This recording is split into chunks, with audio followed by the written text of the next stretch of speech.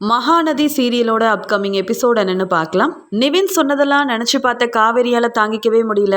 நம்ம கூட வாழ பிடிக்காம இப்படி நிவின் கிட்ட இப்படியெல்லாம் பேசி வச்சிருக்காரே விஜய், அப்போ நம்மளை சீக்கிரமாக அந்த வீட்டை விட்டு வெளியில் அனுப்புறோம் தானே நினைக்கிறாரு அப்படின்னு யோசனை பண்ண காவேரி ரொம்ப அழுகுறாங்க. தன்னுடைய ரூமில் போய் கதவை மூடிக்கிட்டு யார்கிட்டையுமே பேச பிடிக்காம ரொம்ப நேரமாக அழுதுகிட்டே இருக்காங்க. இங்கே ரூமுக்கு வந்த விஜய் காவேரி கிட்ட ஏன் அழுகிற, எதுக்காக, என்ன விஷயம் என்கிட்ட சொல்ல மாட்டியான்னு எத்தனையோ முறை காவேரி கிட்ட கேட்டு பார்த்தோம். காவேரி அதெல்லாம் ஒன்றும் இல்லை பாஸ், உங்ககிட்ட சொன்னால் மட்டும் என்ன என் பிரச்சனைக்கு ஒரு முற்றுப்புள்ளி வரவா போகுது?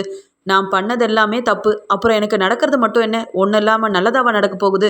விடுங்க பாஸ் பார்த்துக்கலாம் அப்படின்னு சொல்லி மனசுக்குள்ளே வேதனையெல்லாம் அடக்கிக்கிட்டு வெளியில் எல்லார்கிட்டையும் சகஜமாக பேசினாலும் காவேரியோட மனசு ரொம்பவே வேதனைப்படுது. காவேரி இங்கே கம்பெனிக்கு கூட வராமல் வீட்லேயே இருந்து ஏதோ மனசு வேதனைப்பட்டு அழுகிறான்னு இங்கே விஜய்க்கு நல்லாவே தெரியுது.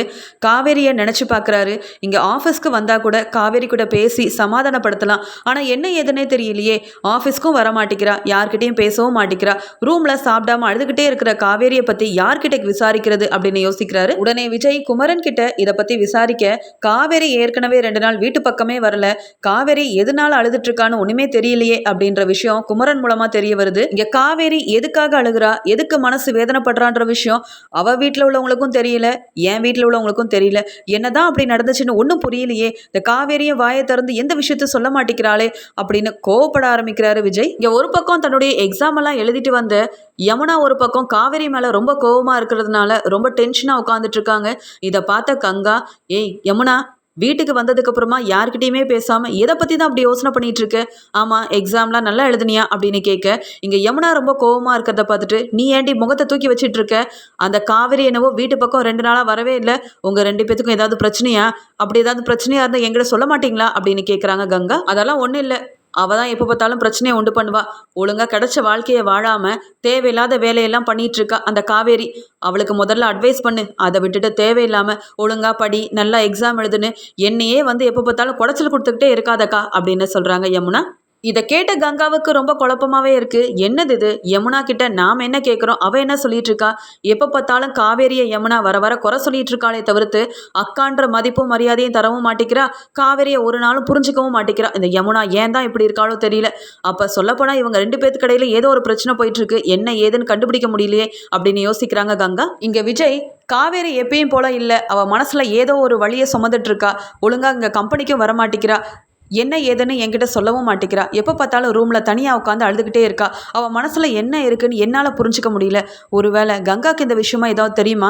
பேசாமல் அவங்க வீட்டில் போய் என்ன ஏதுன்னு கொஞ்சம் விசாரிச்சு பார்த்தா கண்டுபிடிக்கலாமோ அப்படின்னு நினச்ச விஜய் இங்கே காவேரியோட அம்மா அக்கான்னு எல்லாரையும் பார்க்கறதுக்காக அவங்க வீட்டுக்கு போகிறாரு. அந்த சமயம் யமுனா வெளியில் வர இங்கே விஜய் அங்கே வரதை பார்த்த உடனே, வாங்க மாமா உள்ள வாங்க அப்படின்னு சொல்ல, உடனே விஜயும் யமுனா கிட்ட, ஆமாம் யமுனா, உனக்கு எக்ஸாம் ஏதோ இருக்கிறதா சொன்னா காவேரி, நல்லா எக்ஸாம்லாம் முடிச்சிட்டியா, நல்லா எழுதிருக்கியா அப்படின்னு விசாரிச்சுட்டு மெதுவாக காவேரியை பற்றி பேச்சு எடுக்கிறாரு. உடனே யமுனா, என்ன மாமா, அக்காவுக்கு என்ன, காவேரி எப்பயும் நல்லா தானே இருப்பா, என்ன விஷயம், என்ன ஆச்சுன்னு கேட்க, இல்லை காவேரி ரொம்ப சோகமாக எப்பயுமே ரூமில் உட்காந்து அழுதுகிட்டே இருக்கா, என்ன ஆச்சுன்னு ஒன்றுமே புரியல, அதான் ஏதாவது விஷயம் காவேரியை பற்றி தெரியுமான்னு உன்கிட்ட கங்கா கிட்ட எல்லாம் கேட்டுட்டு போகலாமேன்னு வந்தேன் அப்படின்னு சொல்ல, அதுக்கு யமுனா உடனே, அவ தேவையில்லாமல் ஓவர் ரியாக்ட் பண்ணிட்டு இருக்கா, அப்படிதான் அழுவா மாமா, நீங்கள் அவளை பற்றிலாம் கவலைப்படாதீங்க, நானே எங்கள் அக்காவை பற்றி உங்ககிட்ட பேசணும்னு நினச்சேன், இதுதான் சரியான சமயம், நீங்களே வீடு தேடி வந்துட்டீங்க. காவேரி என்னென்ன பண்ணிட்டு இருக்கா, அவள் இப்போ என்ன செய்கிறான்ற விஷயத்த மட்டும் உங்ககிட்ட சொன்னால் கண்டிப்பாக காவேரி மேலே உங்களுக்கு கோபம் அதிகரிக்கும்.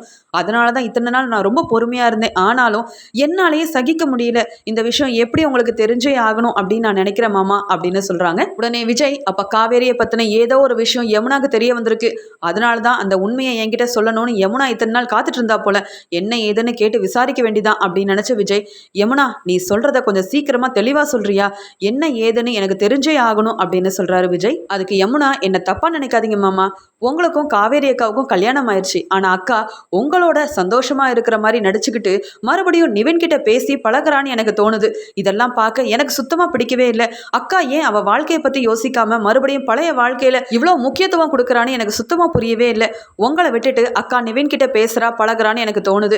இந்த விஷயத்தை பத்தி உங்ககிட்ட சொல்ல நான் ஆசைப்பட்டேன், அதான் மாமா சொல்லிட்டேன் அப்படின்னு யமுனா சொல்ல, உடனே விஜய், என்ன யமுனா சொல்ற, அந்த நிவின்னா ஏற்கனவே காவேரி ஒரு பையன் கூட பழக்கம் வச்சிருந்தாலே, அவங்க 2 பேரும் கூட லவ் பண்ணாங்க, ஆனா அதுக்கப்புறமா என்ன கல்யாணம் பண்ணிக்கிட்டால, அந்த பையன் கூட காவேரி பழகுறாளா, இது எப்படி உனக்கு தெரியும் அப்படின்னு கேட்க, உடனே யமுனா, மாமா நீங்கள் தான் அக்காவை கவனிக்காமல் இருக்கீங்க. ஆனால் என்ன நடக்குது ஏது நடக்குதுன்னு எனக்கு தெரியும் மாமா. எல்லாமே எனக்கு தெரியும். எங்கள் அக்கா மனசில் நீங்கள் இல்லை, இன்னும் அந்த நிவின் தான் மாமா இருக்கான். அதுக்காக தான் எங்கள் அக்கா கிட்ட எவ்வளவோ அட்வைஸ் பண்ணாலும் அவள் கேட்குற மாதிரி இல்லையே.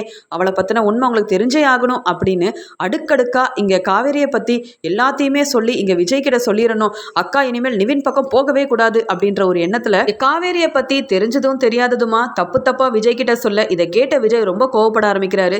என்ன யமுனா, நீ பேசுறது யாரை பத்தின்னு தெரியுதா? உன் அக்காவை பத்தி நீ வாய்க்கு வந்தபடி என்கிட்ட பேசிட்டு இருக்க. என் காவேரியை பத்தி எனக்கு நல்லாவே தெரியும். அவ கல்யாணம் ஆனதுக்கு அப்புறமா என்னதான் மனசார அவ நினைக்கிறாளே தவிர்த்து, அவ என்னவோ நிவினை லவ் பண்ணதெல்லாம் உண்மைதான். ஆனா என்னைக்கு கல்யாணம் ஆச்சோ அன்னைக்கே நிவினை அவ மனசுல இருந்து தூரமா தூக்கி வச்சுட்டா.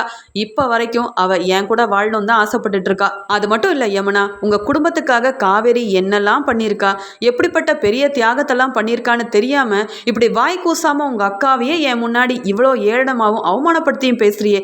நீ எல்லாம் ஒரு தங்கச்சியா? உங்க அக்கா அப்படி தப்பே செஞ்சாலும் நீ அதை நேர்ல பார்த்திருந்தாலும் அவளை திருத்திருக்கணுமே தவிர்த்து இப்படி என்கிட்ட வந்து ரொம்ப சீப்பா போட்டு கொடுத்து அவளை அவமானப்படுத்தணும்னு நீ நினைச்சிருக்கவே கூடாது. ஆனா என்னோட காவேரி அப்படி செய்ய வாய்ப்பே கிடையாது. ஏன்னா காவேரி உங்க அக்கா இப்ப என்னோட பொண்டாட்டி. ஏதோ காவேரி மனசு கஷ்டத்துல இருக்கா, என்ன ஏதுன்னு கேட்டு விசாரிச்சுட்டு போகிறதுக்காக தான் வந்தேனே தவிர்த்து நீ சொல்ற தப்பு தப்பான விஷயத்தையும் குறைகளையும் கேட்டுட்டு போறதுக்காக நான் இங்க வரவே இல்லை யமுனா. பேசாம நீ உன் வேலையை மட்டும் பாரு. காவேரி என்ன பண்றா ஏது பண்றான்னு ஆராய்ச்சியெல்லாம் பண்ணிட்டு இருக்காத. உன் படிப்புல மட்டும் கவனம் செலுத்து. காவேரியை பத்தி எனக்கு நல்லாவே தெரியும். இன்னொரு தடவை என் பொண்டாட்டி காவேரியை என் முன்னாடி தப்பு தப்பா பேசினேன், அப்புறம் என் பொண்டாட்டியோட தங்கச்சின்னு கூட பார்க்க மாட்டேன். பல்லார்னு ஒன்று வச்சிருவேன். என் காவேரியை பற்றி எனக்கு நல்லாவே தெரியும். நான் தான் தெரியாமல் ஏதாவது ஒரு தப்பு பண்ணியிருப்பேன். அதனால தான் மனசுடைஞ்சு அவள் அழுதுட்டு இருக்காளே தவிர்த்து மனசார எனக்கு தீமை செய்யணும்னு காவேரி ஒரு நாளும் யோசிச்சதும் கிடையாது. எனக்கு அவள் கண்டிப்பாக துரோகம் பண்ணவும் மாட்டா. என்ன ஏதுன்னு காவேரி கிட்ட நானே நேராக போய் விசாரிச்சு அவளை சமாதானப்படுத்தி அவகிட்ட மன்னிப்பு கேட்டா அழுதுட்டு இருந்த காவேரியை நான் கண்டிப்பாக சிரிக்க வச்சிருவேன். எனக்கு அந்த நம்பிக்கை இருக்குது. உன்கிட்டலாம் கேட்க வேண்டிய அவசியம் இல்லை. காவேரியை பற்றி எனக்கு நல்லா தெரியும். உன்னை விட நீ உங்கள் அக்கா காவேரியை பற்றி என்கிட்ட இப்படியெல்லாம் பேசியிருக்கின்ற விஷயம் காவேரிக்கு தெரிஞ்சா எவ்வளோ மனசு வேதனைப்படுவான்னு நீ கொஞ்சம் கூட யோசிக்கவே இல்லைல்ல. நீ காவேரியோட தங்கச்சி, எப்பயுமே காவேரிக்கு சப்போர்ட்டாக நிற்கணும். காவேரியை பற்றி நல்லதை தான் பேசணுமே தவிர்த்து உனக்கு உண்மையே தெரிஞ்சிருந்தாலும் அவளை நீ விட்டு கொடுக்க கூடாதே. ஆனால் நீ அப்படி செய்யாமல் என் பொண்டாட்டி காவேரியை பற்றி என்கிட்டயே குறை பேசிட்டு இருக்க. அப்போ உனக்கு எவ்வளோ தைரியம் இருக்கணும்? உன்கிட்டலாம் நான் காவேரியை பற்றி விசாரிச்சிருக்கவே கூடாது. அது என்னோட பெரிய தப்பாக போச்சு. காவேரி கிட்ட என்ன ஏதுன்னு விசாரிச்சு அப்படி நானே தப்பு பண்ணியிருந்தாலும் அவகிட்ட மன்னிப்பு கேட்க நான் தயாராகவே இருக்கேன். இப்படி யமுனா கிட்ட காவேரியை கொஞ்சம் கூட விட்டு கொடுக்காம பேசிட்டு இருக்காரு விஜய். உடனே யமுனா, மாமா நீங்க தான் காவேரியை இவ்வளோ நம்புறீங்க. ஆனா காவேரி என்னெல்லாம் பண்ணிட்டு இருக்கான்னு எனக்கு மட்டும்தான் தெரியும். அவளை ரொம்ப நம்பாதீங்க. அவ உங்களை ஏமாத்திட்டு இருக்கா. என்னைக்கு வேணாலும் உங்களை விட்டுட்டு நிவின் கூட போயிட்டே இருப்பா. அதனால எப்பயும் காவேரியை நம்புற வேலையெல்லாம் விட்டுட்டு நான் சொல்றத கொஞ்சமாவது யோசனை பண்ணி பாருங்க. காவேரியோட தங்கச்சியா இருந்து நானே காவேரியை பத்தி இவ்வளோ விஷயத்த சொல்லிட்டு இருக்கேன். ஆனா நீங்க நம்பவே மாட்டேங்கிறீங்களே, ஏன் மாமா அப்படின்னு கேட்குறாங்க. அதுக்கு விஜய், ஏன்னா உங்க அக்கா காவேரி என்னோட பொண்டாட்டி. அவளை நம்பாம வேற யாரை நம்ப முடியும்? காவேரியோட நல்ல மனசு எனக்கு மட்டும்தான் புரியும். இன்னும் காவேரியை பத்தி என்கிட்ட தப்பு தப்பா பேசினேன் அவ்வளவுதான் அப்படின்னு கோவத்தில் அங்கேருந்து கிளம்பிடுறாரு.